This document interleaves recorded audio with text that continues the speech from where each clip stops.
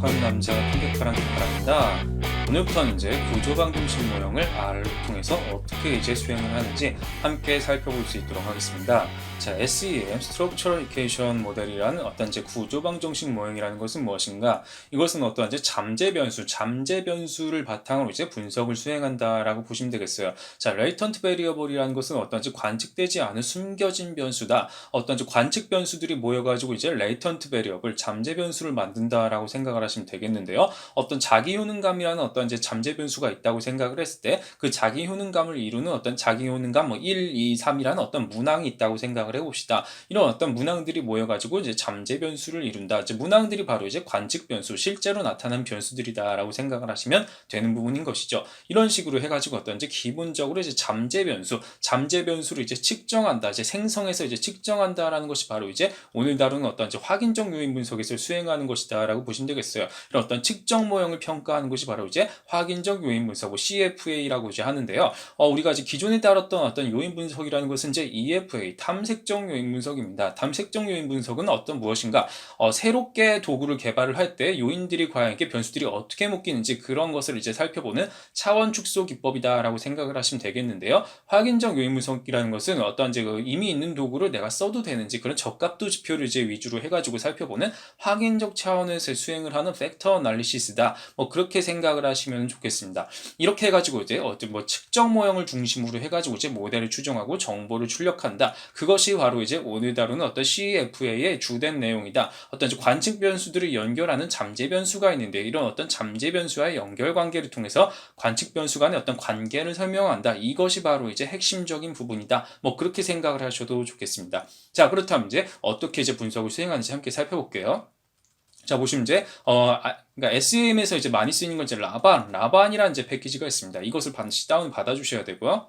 여기 이제 CFA라는 객체가 있죠. 측정 모형입니다. 측정 모형. IMD가 바로 이제 Latent Variable, 잠재 변수에 해당한다라고 보시면 되겠습니다. 잠재 변수는 어떤 이제 나타나지 않은 것이죠. 추상적이다라고 이제 보시면 되겠고요. 자, I를 이루는 것이 이제 I1에서 이제 I7, 그리고 M을 이루는 것이 M1에서 M4, 그리고 D를 이루는 것이 D1에서 D3 이렇게 각각 관측 변수들이 모였다. 이 관계로 이제 이퀄 틸더로 이제 정의를 합니다. 이퀄 틸더가 바로 이제 잠재 변수와 관측 변수의 어떤 관계를 나타내는 이제 그런 이제 식이다. 뭐 그렇게 생각을 하시면 좋겠습니다. 이렇게 해서 이제 CFA라는 어떤 이제 함수를 바탕으로 해서 이제 측정 모형을 생성을 했다. 그것이 바로 이제 여기 나오는 부분입니다. 이렇게 해서 뭐 라반, 뭐 이제 이렇게 뭐 여러 가지 모형에 대한 어떤 기초적인 정보들이에요. 기초적인 정보들, 뭐 에스티메이터부터 시작해가지고 이제 모수의 개수, 뭐 이런 것들, 그러니까 뭐 관측치 수, 뭐 이런 것들 있잖아요. 그래서 여기 보시면 이제 카이 제곱, 카이 스퀘어, 이제 검정 통계량을 통해서 어떤 기본적인 어떤 적합도 지표가 이와 같이 나타나더라. 뭐 이런 것들을 생각을 하시면 되겠습니다.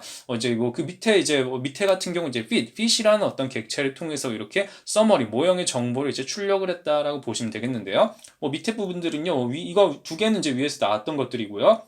그 밑에 여러 가지 이제 정보들이 이제 많이 나와 있어요.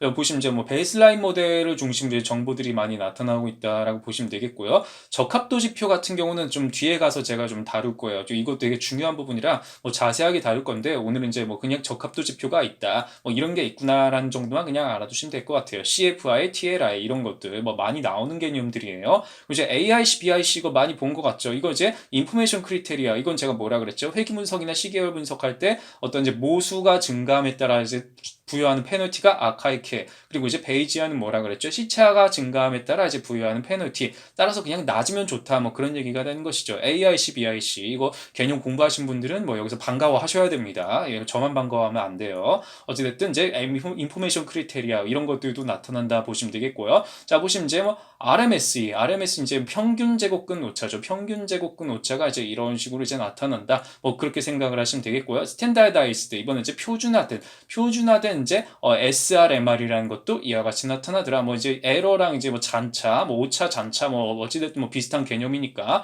어찌됐든 뭐 그렇게 높으면 좋은 거는 아니다, 뭐 그런 얘기인 거죠. 한마디로 어쨌든 여기 이제 모수 추정치가 이런 식으로 이제 나오는 것이고요. 자, 레이턴트 베리어블이 바로 이제 IMD.